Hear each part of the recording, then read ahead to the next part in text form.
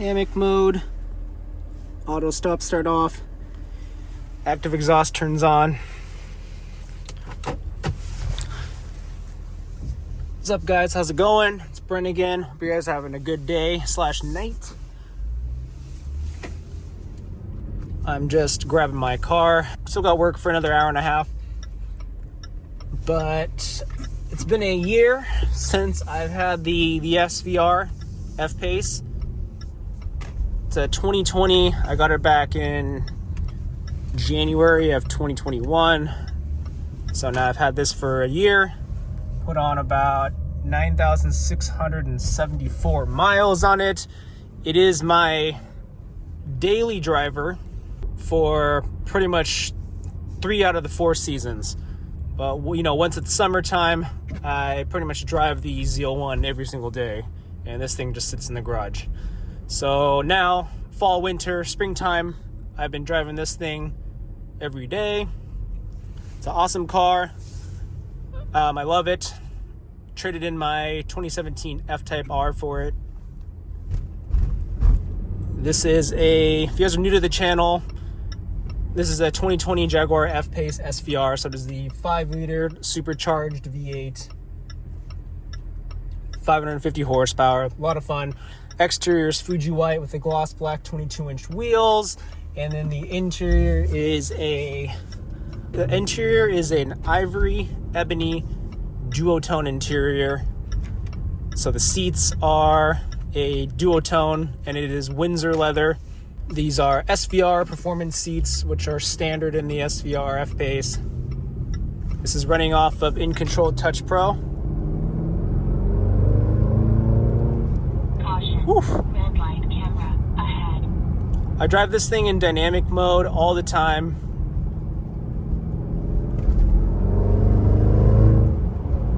Whew.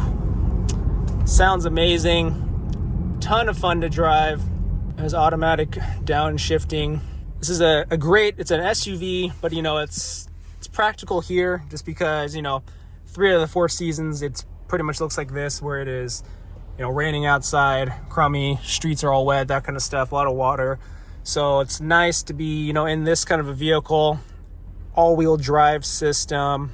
Power does mostly go to the back until it needs power to the front. But it handles great in the rain and that kind of stuff. The all-wheel drive system is intelligent, so one wheel hydroplanes a little bit, sends power to the other ones. So great control, a lot of fun to drive, super engaging. The steering, acceleration, the exhaust, suspension. You know, it is there are dampers and everything that'll stiffen up the ride. It is fairly stiff depending on what vehicle you're coming out of or coming into, that kind of stuff. Obviously, I think it could be a little stiffer depending on if you're looking for more of that engaging drive. But you can't honestly really compare. I guess there's a few models whether you go like BMW with a more of a sportier drive or a firmer drive, I would say. So this is running off of In Control Touch Pro Duo here. As you can see right here, I've got In Control Touch Pro. I've already done a few videos in here, but this is the suede cloth headliner. Here are the seats right here. We got the nice panel sunroof, which I've never opened up. We got the ancient heads-up display right here. It still uses a laser TFT display, or a laser projector basically. So after a year of owning this vehicle, let's go over some of the pros and cons that I've had. I've gone over a lot of the pros. Fun to drive, looks great. I'll do another exterior video so you guys kind of get everything lumped together. So we got the 22-inch gloss black wheels. I did put some wheel spacers on here, so it pushes them out a little bit because I thought they sunk in a little too much to the wheel wells. Great look here, the SVR here, adaptive cruise control. I love the exterior styling they put on here. So we got heat extractors on the hood, which are functional. We got some nice extractors on the side there too, which are functional. They go through there. We got a nice 6-piston caliper up front. Back here, here's the whole look. Very sleek look. I got these tinted out so they're a little blacker because they're cherry red, which I didn't really like. And then we got these side markers tinted out too. No black pack on the 2020, which was disappointing, but so these just come in silver. There's only an option for these quad exhausts and silver tips. You can't, get a black package, which I think would have been pretty sweet. This is with the exhaust open, so the valves are open. So nice deep rumble. Another thing that I kind of went over to that I did not really like is the fact that this is the only option for the trim is this gray. So whether you get a white car, black, red, blue, all of this trim here is this silver or gray, sorry. So what was nice though is in 2022 they're introducing the exterior, it's a gloss black pack. So now all this trim is going to be gloss black. This will be gloss black all around here. This entire bottom lip here. On the 2022s, they have this new design here that go around here, which you've seen before. That'll be gloss black, and a gloss black trim around here with the grille. And of course, the seat extractors up front here will have a gloss black finish as well. So that's going to look very clean. I potentially have a surprise coming up in the next 3 months in terms of a different car, which you guys I've kind of been hinting at and that kind of stuff, but it's still, 3 months out, so we'll see what happens. It'll be great to show you guys that once it comes in. And just all the aero and everything, the design. It's a nice aggressive design right behind the back wheel. So it's a great vehicle overall. Now, this whole design, coming from a 17F type and everything was night and day with the upgrade and that kind of stuff. Performance seats. This is Windsor leather on the back there too. Forward zone climate control. But after seeing, the 21-22 F-Pace SVR, kind of made the more I looked at it, the more I kind of wanted to get it naturally.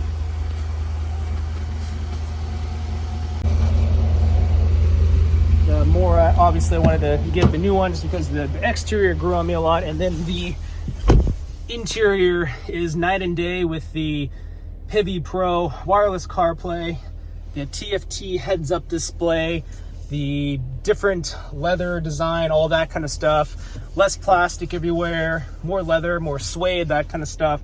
Gave it a huge update in terms of just kind of interior cabin premium quality. Now this is still a great upgrade to kind of what I'm used to and everything, but now, getting used to it, and I guess for this price segment, when you're, looking at like $90,000, $100,000 performance SUVs, I guess you could say you would expect a little different quality here and that kind of stuff from what I've seen for, people who have owned these before. But personally, I think it's a nice touch, but, I might be able to grab one and trade this one in. Which I'm excited to show you guys once it comes in. Probably not until end of April, I believe, is when this new SVR is going to show up, and it's going to be a sweet build. And I've only seen a build sheet, but I'm excited, and I can't wait to see what it looks like in person. I may be getting that, probably getting that, honestly, just because I'm a sucker once I see the car in person and everything. So it's going to look awesome. Downsides in terms of just overall ownership, I guess. Now with the Jaguar Elite Care, you get the 5-year, 60,000 mile warranty, and that includes scheduled maintenance. So as long as you bring the car in, look in your manuals, your books, it'll show you your scheduled service and everything. So you bring it in effectively once a year at the required time, and all the service is complimentary. So what that usually does is lube oil filter service, cabin filter, air filter, I think a brake fluid flush, overall inspection, check the tires, that kind of stuff, and then replace the wiper blades. And that is all complimentary. It's all paid for by the manufacturer, which is nice as long as you bring it in at the right time. which is your in-service date. So overall maintenance is pretty low. I still, because this is a performance SUV, it's got the supercharged V8 in here, and I like to drive it. I know I don't just drive in comfort mode and that kind of stuff. I like to, you know, actually drive it and push it and see how it handles under high speed and the performance and that kind of stuff. So with that being said, I did an oil change basically like 1,000 miles into ownership, which was about a month later. And then I did one halfway through, so 6 months down, I did another oil change. So this car has seen now 3 oil changes in a year. And I think it's kind of good just to, you know, make sure you are, you know, keeping the oil fresh in a performance vehicle, especially with this kind of an engine and everything. Obviously your usage will vary if you are just driving it casually and that kind of stuff, but I know since I've been pushing it and everything, definitely wanted to up the frequency of the oil changes. So I mean, it was like $150 for an oil change, that kind of stuff, but the 1-year service was complimentary, so 0 cost to the owner. Other than that, besides a few like software issue problems, I have not had any kind of issues with this vehicle so far. Software issues, yes, this InControl Touch Pro sometimes does take a little while to load. You got to let it fully load to the point where it shows the map on here, which I'm going to show you here. You got to see the map on here, because if you click on it too early, it's going to show you that map's not available, and that does not mean it's broken. It just means it is loading still. So a lot of people don't know about that. You got to let your maps fully load before you try to press it, because it'll say anything like media not available. If you press it too early, you got to let this thing boot up. That is one downside to this InControl Touch Pro system.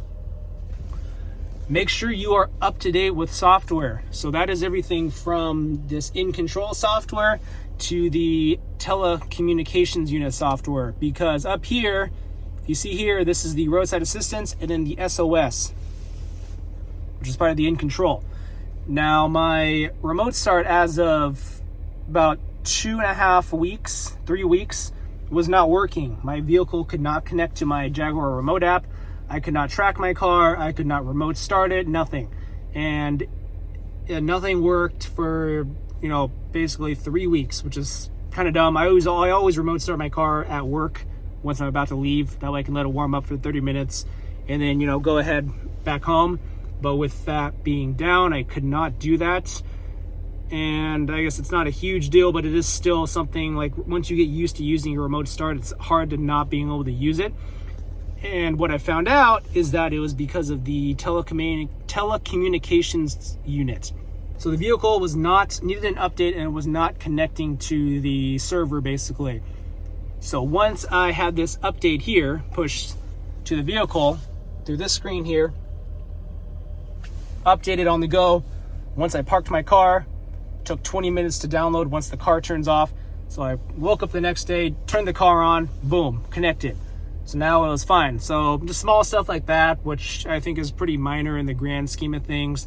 But now my remote start works, so my car is up to date and it connects to the remote start, so I can do all that kind of stuff. Other than that, I mean, I drive this thing in dynamic mode, so I get on average about 15 miles per gallon combined. So I only get about 299 miles on a full tank of gas. Your usage will vary on the V8 one. If you don't drive it in dynamic mode all the time, you'll probably get 330, 340 on a full tank of gas. Other than that, in terms of just daily driving this thing, it has been awesome. Fun to drive. Confidence in driving is great when it's raining, snowing. This thing was perfect in the snow. Obviously, I did throw it into the adaptive surface mode, so the grass, gravel, snow program, just because I did not want it to be so touchy like it is in dynamic mode. So I threw that into the grass, gravel, snow mode to kind of change the power delivery of the vehicle and how it responds, which was perfect. It handled great. And obviously you can only do so much. These tires aren't optimal for that kind of a snow. They're all seasons, but they're Pirelli Scorpion all seasons on 22-inch wheels, so there's not a lot of meat on them. But it still did fine. It corrects fine. Do a little slip in the snow or the ice, it corrects. You gain traction again. It was perfect. It was fun. And it's super hilly around here too, so pretty impressed with that. Great vehicle. Over the year, it's, you know, nothing major. So I've been pretty fortunate with that. Mechanical, that kind of stuff wise, I haven't had anything pop up with that. I mean, battery's always charged because I'm usually driving it a bunch. Honestly, that is about it. This car has been a great vehicle. So much fun, looks great. Can't complain about anything really. So it has been surprisingly awesome. Just keep up to date with the software and the maintenance, oil changes, and that kind of stuff. And I think they're solid cars. Now, this is my third Jag so far. So I've had a 2019 Jaguar F-Pace S. It's the supercharged V6 one.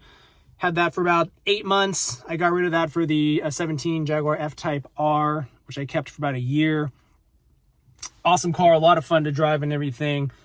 But just based off of, you know, kind of personal choices, that kind of stuff, I found myself at a good time to get this beautiful 2020 Jaguar F-Pace SVR that we had for sale here. And I love it. Great upgrade and everything. So now I'm probably going to get a 2022. So we'll see. If you guys have any other questions about Jags or the Jaguar F-Pace SVR, if you have one as your daily driver or you're thinking about getting one, let me know. I'll be glad to answer any of your questions. Don't forget to hit that like button, smash that subscribe button, and I'll see you in the next video. Take care.